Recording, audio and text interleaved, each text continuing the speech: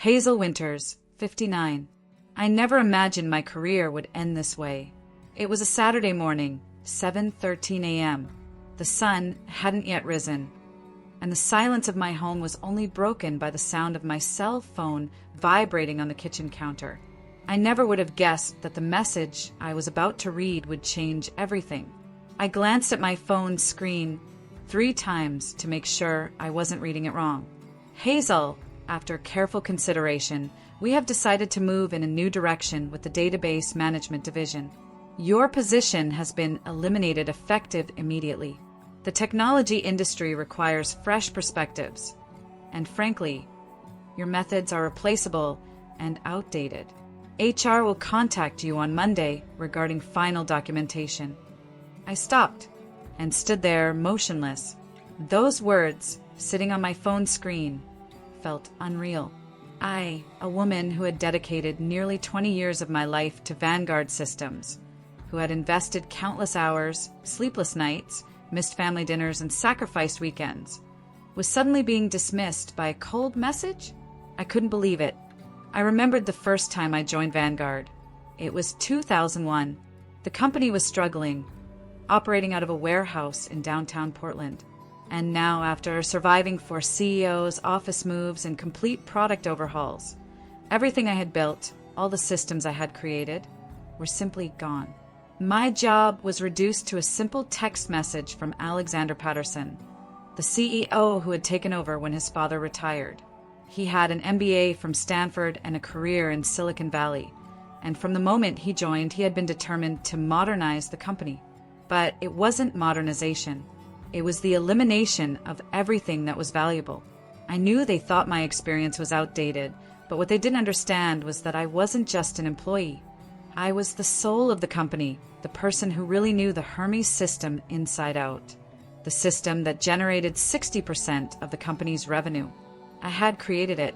I had built it, and it existed only because of me. And no one else knew how to fix it when it broke.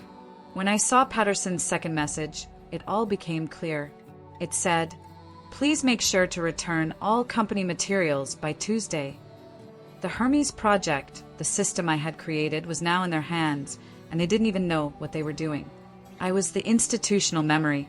I was the translator between the old architecture and the new platforms. They were about to ruin everything, and I knew it.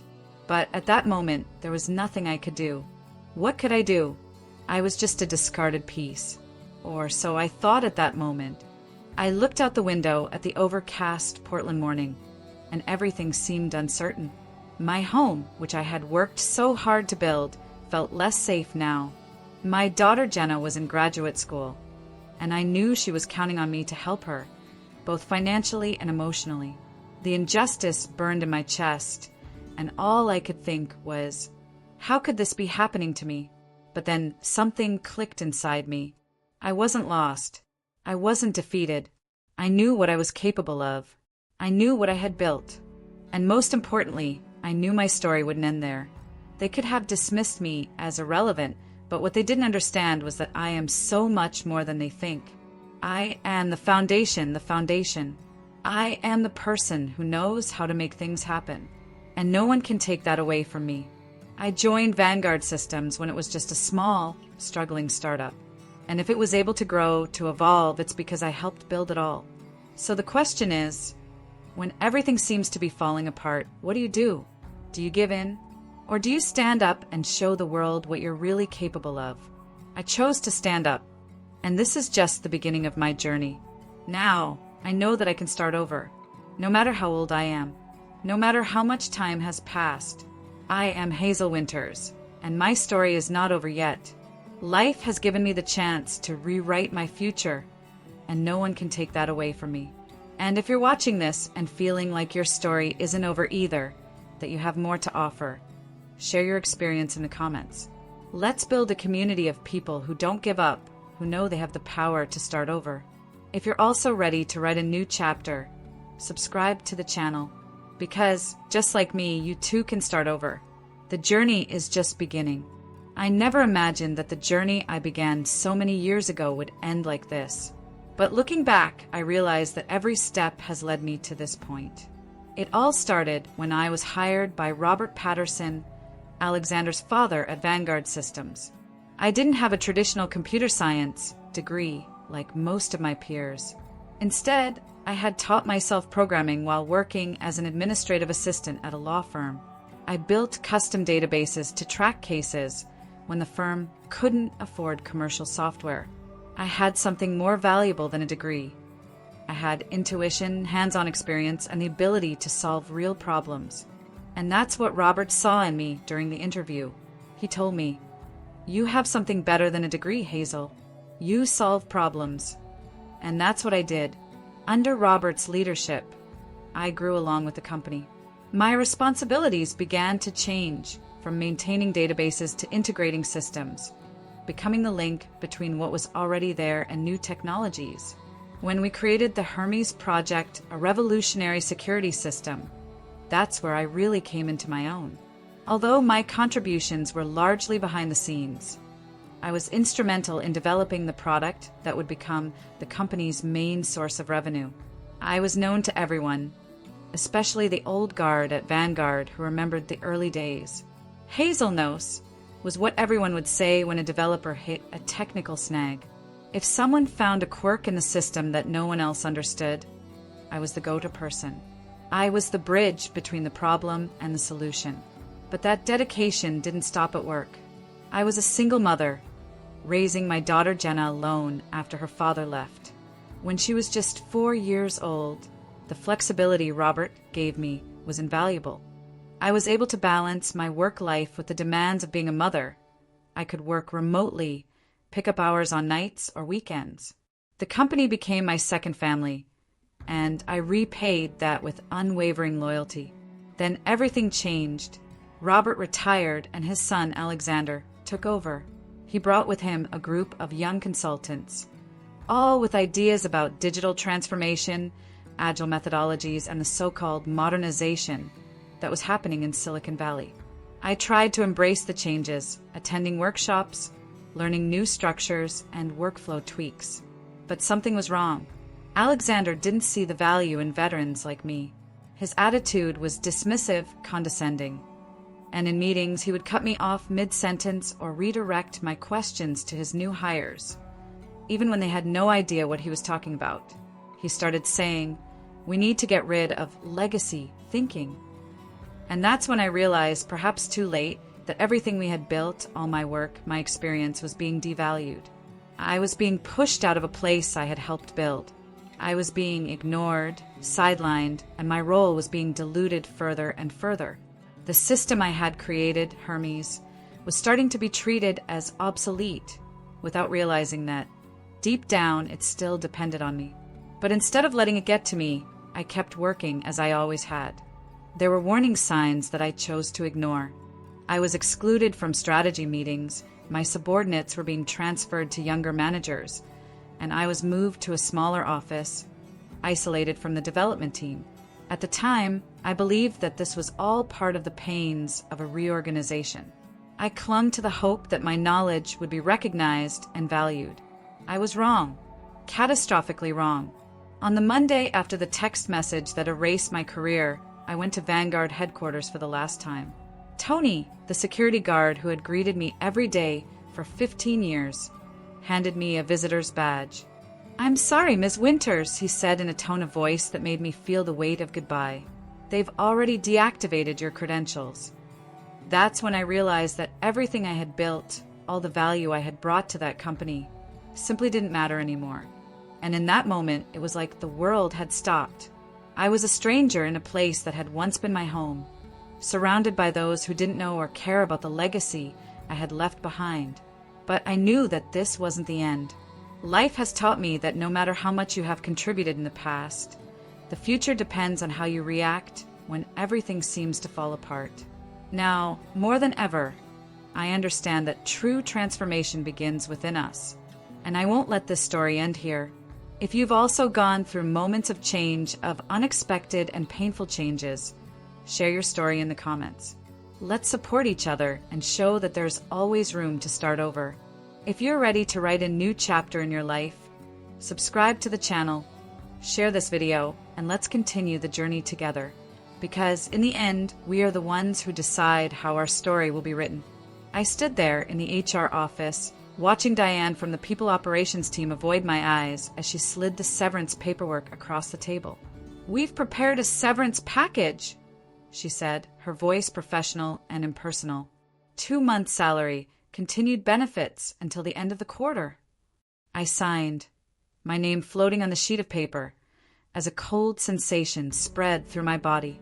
"Is Alexander here today?" I asked, the question slipping out before I could stop it. Diane hesitated. "Mr. Patterson has been in meetings all morning."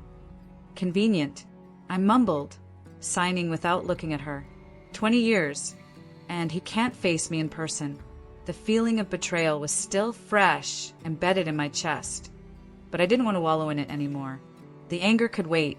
I was here to do what needed to be done.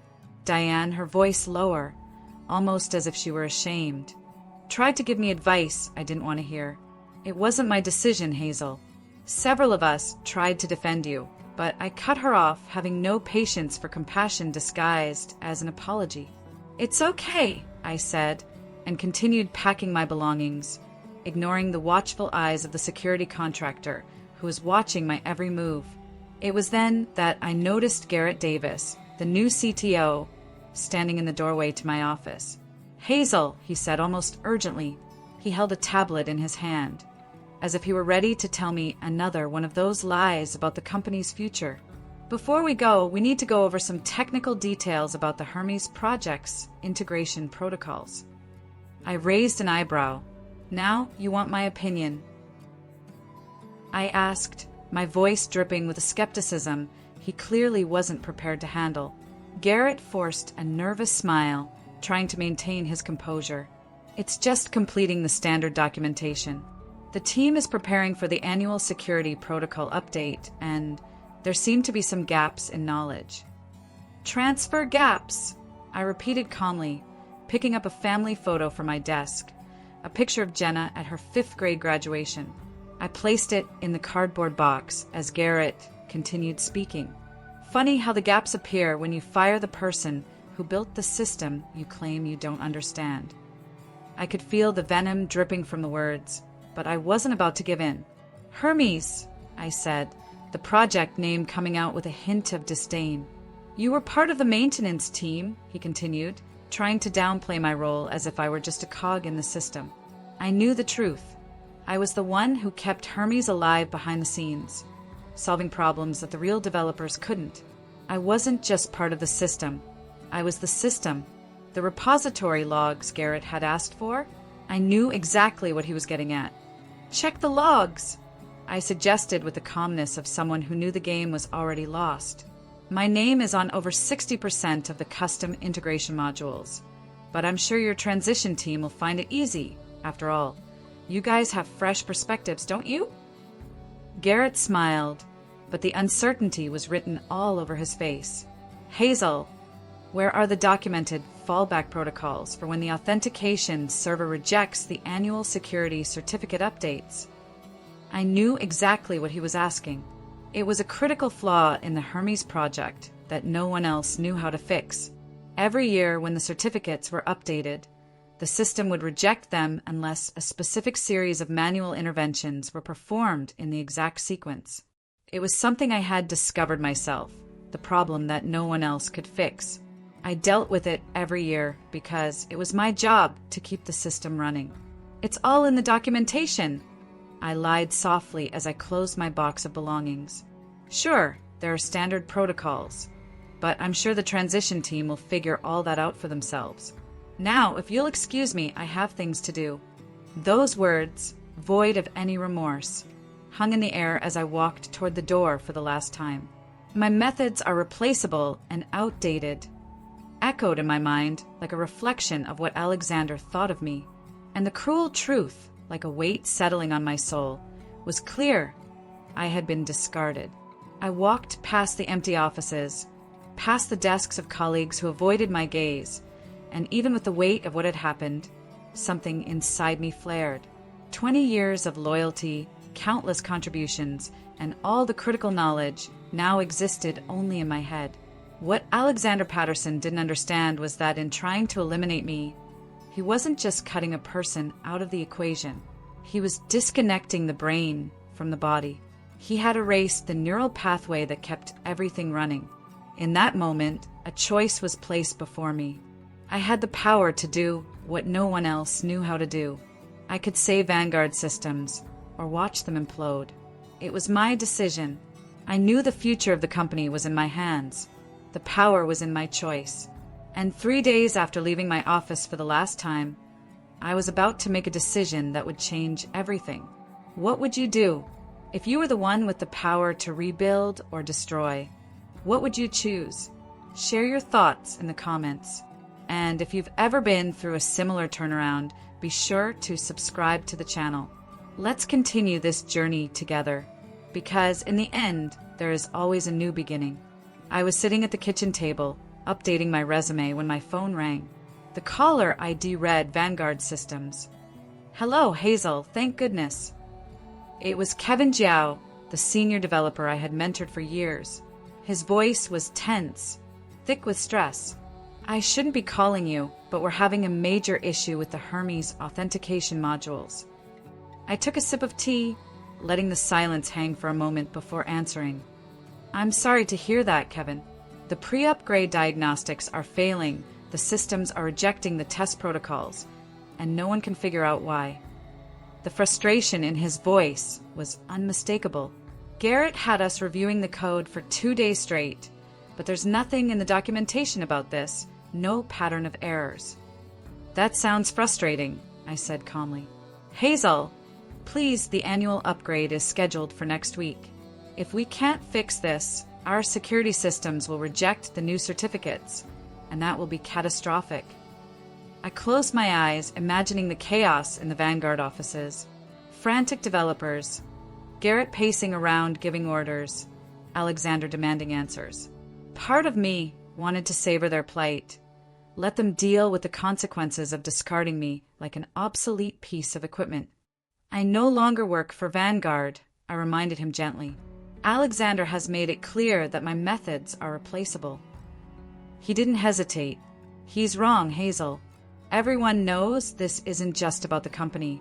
It's about the customers who depend on our security systems. Real business with real people." That appeal to my conscience was effective. Regardless, I couldn't just let our customers suffer. "Okay, check line 1457 in the authentication module," I said, finally giving in. "There's a legacy verification protocol that needs to be temporarily disabled before certificate updates." There was silence on the other end of the line, and then the sound of Kevin's fingers furiously tapping on the keyboard. He muttered, "Why didn't anyone think of this sooner? I see it now. Hazel, you're a lifesaver. Good luck." I hung up, feeling a small sense of relief. Over the next week, my phone rang nonstop. Messages and calls from various Vanguard employees, each facing unforeseen obstacles as they tried to prepare for the upgrade. I provided them with the bare minimum to keep them moving forward, but never fully solving the problems. Each call only confirmed what I already suspected. The systems I'd maintained for years were a complicated tapestry of official protocols intertwined with my own custom fixes, none of which were properly documented or understood by management. Then I got the call I knew was coming. "Hazel, it's Alexander," he said, his voice now thick with masked panic. "We're having technical difficulties with the Hermes update. The team suggested that you might have some insights that could help expedite the resolution." "I see. And what exactly is the problem?" I replied calmly. "The entire authentication system is rejecting the update protocols. We've tried everything in the documentation, but nothing works. The company's reputation and the security of our customers are at stake." I allowed myself a small smile inwardly. This sounded serious. "We'd like to hire you as a consultant to resolve the issue. We're willing to pay a generous daily rate for your expertise here," he offered. I knew what he was trying to do, but I decided to play it safe. "I'm available for consulting," I said firmly. "My rate is $2,500 per day, with a minimum 2-week commitment. Alexander didn't hesitate. Okay, can you start tomorrow? Sorry, but I've actually already accepted a position with another company. I lied easily. I start next Monday at Atlantic Data Services. The silence on the line said it all. To Alexander, I was just a discarded tool. And now he was desperate for my help. I see, he said after a long moment. What would it take to secure your full attention until the upgrade is complete? Name your price.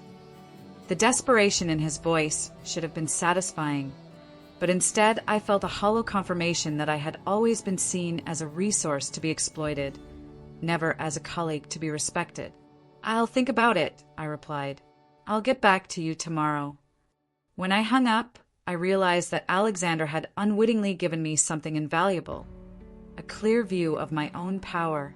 I didn't have to sabotage anything. I simply walked away, knowing that they had never bothered to document what I had done, and it was enough to cost the company $40 million in losses in 1 week. Now the question was what to do with this unexpected advantage. The next morning, I decided to explore the possibility of actually working for Atlantic Data Services, rather than using them as a fictional escape. The company's website listed several openings, and one of them, for a systems integration consultant, was a perfect fit for my experience. I submitted my resume and a personalized cover letter. A few hours later, I received a call from the HR department, scheduling a preliminary interview. Later that day, I spoke with the HR director and the head of the integration team. The connection was immediate. They valued my experience and were genuinely excited about the institutional knowledge I could bring. We'd like to invite you for a formal interview tomorrow, the HR director said. The team was very impressed with your background. As I hung up, my phone rang again. It was Garrett Davis from Vanguard. It's critical, he said bluntly. We have less than a week until the update is released, and we're still a long way from resolving the authentication issues.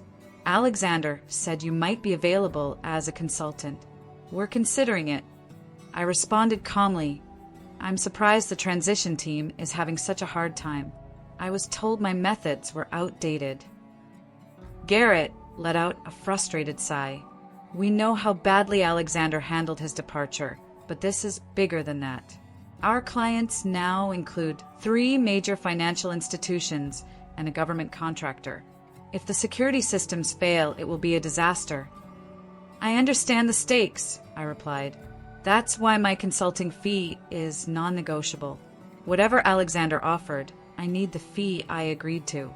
In addition, I need full remote, unsupervised access to the system, and I want it in writing that any solution I provide will be my intellectual property licensed exclusively for that implementation.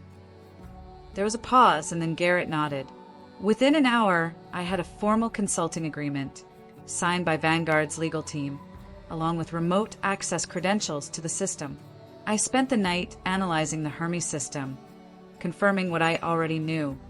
Without my specific interventions, the authentication modules would fail during the upgrade. The solution was not complex, but it did require a deep understanding of the systems and historical fixes that existed only in my head. The next day, I interviewed with Atlantic Data Services. It went better than I expected. They were genuinely impressed with my expertise and asked insightful questions about my approach to systems integration and legacy management. At the end of a 3-hour session, they offered me a senior position with a salary 30% higher than what I was making at Vanguard, along with benefits and a flexible work arrangement. I accepted immediately with the condition that my start date be in 2 weeks, which would give me time to resolve the Vanguard crisis without running into a conflict of interest. That night, as I prepared to implement the fixes in the Hermes system, my phone rang again. It was Robert Patterson, Alexander's father and the company's former CEO. Hazel, I just heard what happened, he said, his voice thick with regret. I want you to know that this is not how I built this company. This is not how I taught Alexander to lead. I know, Robert, I replied, genuinely touched by his call. Alexander told me they had to bring me back as a consultant because no one else knows how to handle the refresher process. He continued, it confirmed what I always knew. Your contributions went far beyond what has been formally recognized." I fell silent, unsure how to respond. "The board is meeting tomorrow," Robert continued. "Alexander's leadership is being questioned.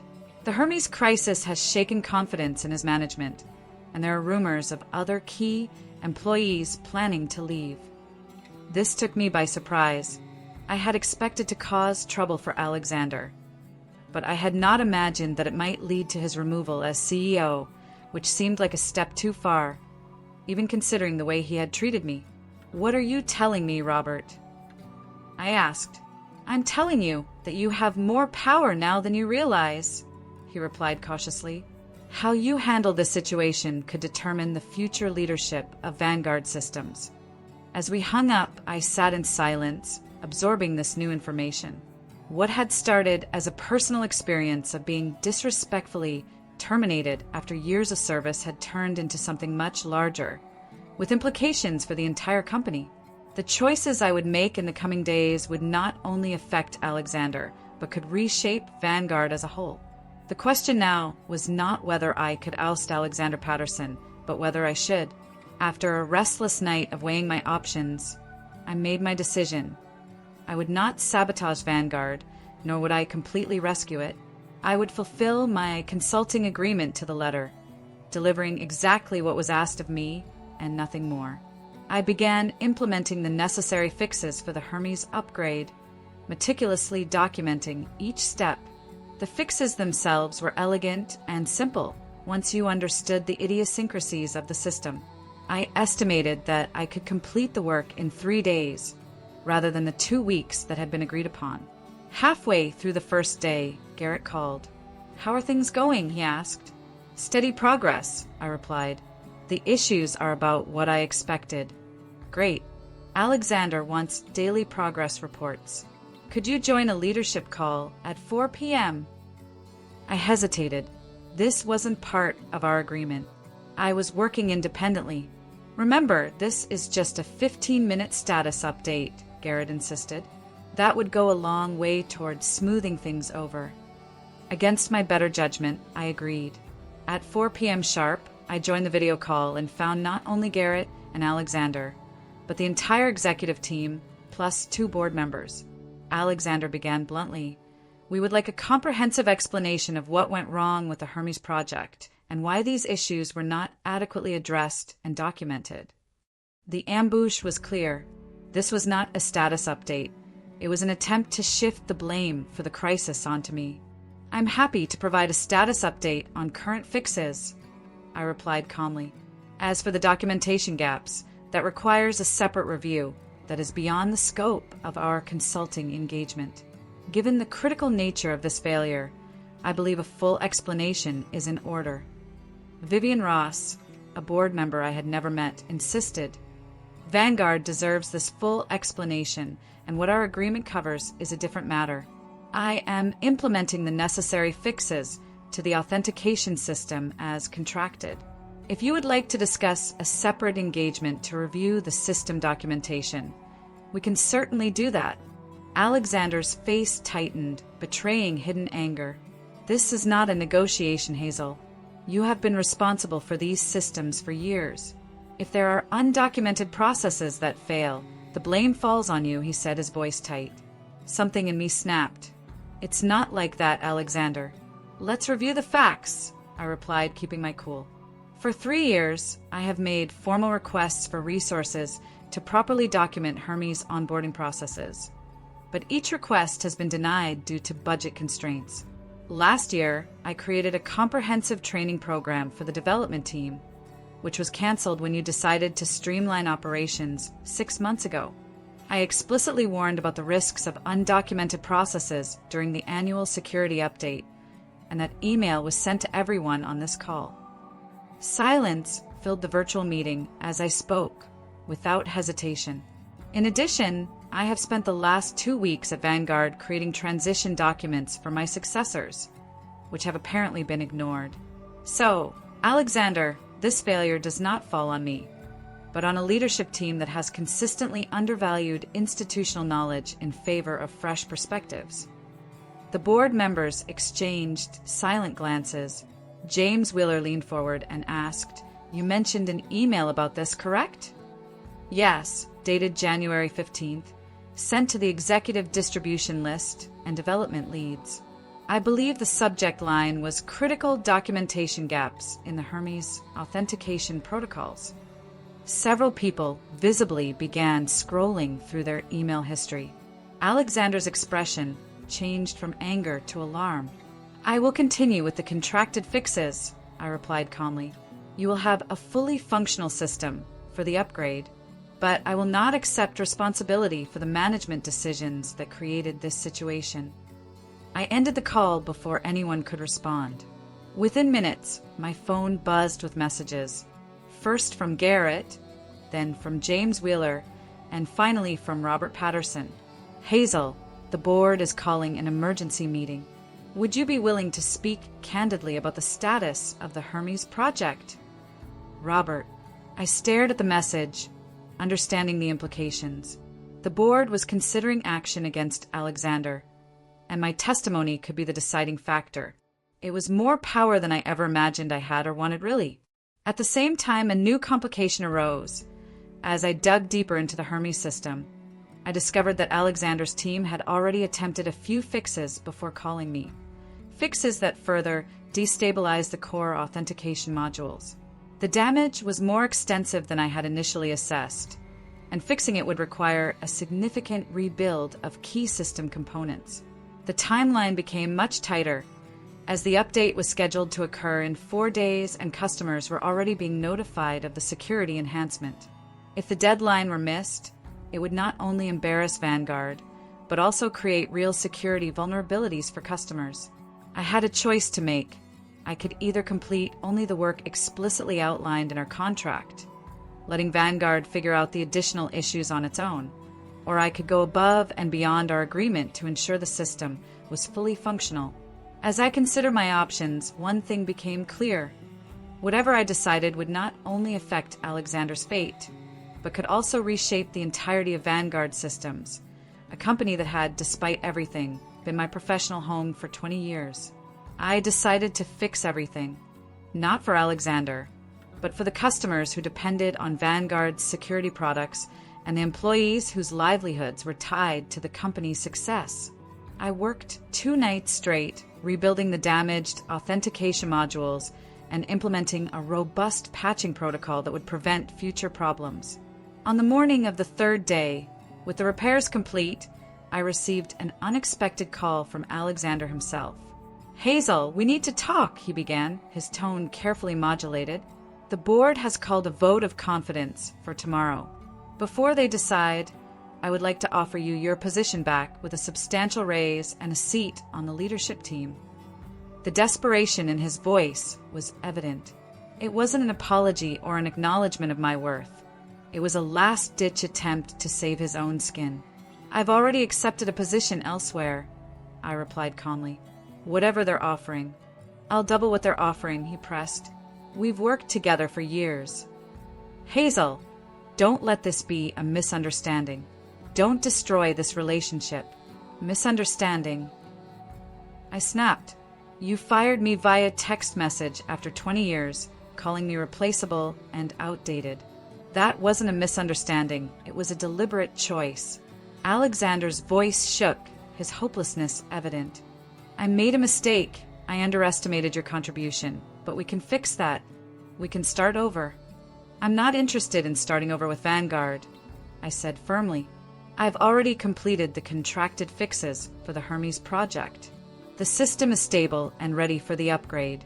I've also prepared detailed documentation for the process going forward.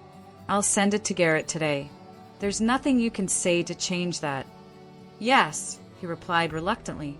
"You can say, 'Thank you for the 20 years you've dedicated to Vanguard, for the nights and weekends you sacrificed, for the innovations you've contributed that have never been officially recognized.' You can acknowledge that experience has value, along with new perspectives." The line was silent for a long moment before Alexander finally spoke.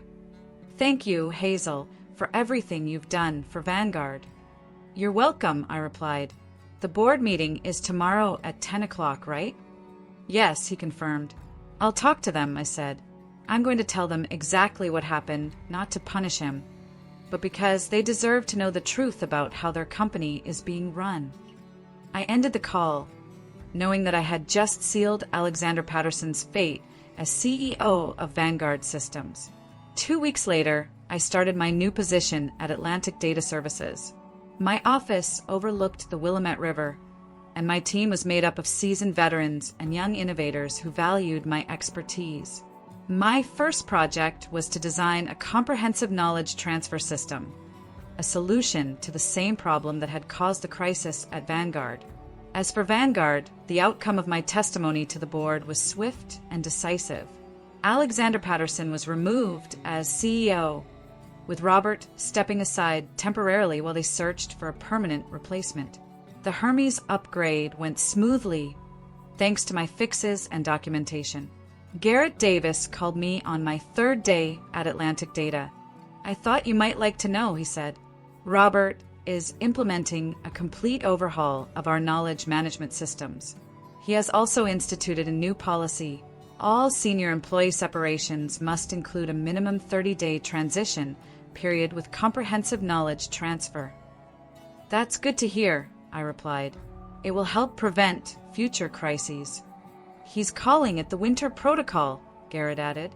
I smiled at this, a small but meaningful acknowledgement of my legacy at Vanguard.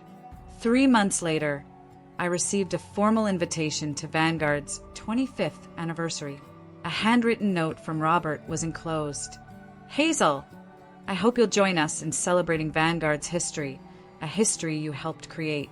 The new CEO would also like to meet the person whose institutional knowledge has challenged and ultimately strengthened the company. I decided to attend, not out of revenge or a desire to see Alexander fall, but to honor the 2 decades I had dedicated to building something valuable. The real revenge was not taking down Alexander, nor watching Vanguard struggle without me. It was thriving in a workplace that valued my contributions, helping to create a culture where experience and innovation worked in harmony, not in opposition. As I settled into my new role at Atlantic Data, I had no regrets about fixing Vanguard systems before I left. My professional integrity was never about what I could destroy, but about what I could build. A lesson Alexander Patterson learned too late. The text message that seemed so devastating that Saturday morning was actually a gift, propelling me out of a company that no longer valued me and into one that did. At 59, I was no longer replaceable and outdated. I was experienced, knowledgeable, and more valuable than ever. Sometimes the best revenge is not to tear others down, but to rise higher than they ever imagined you could.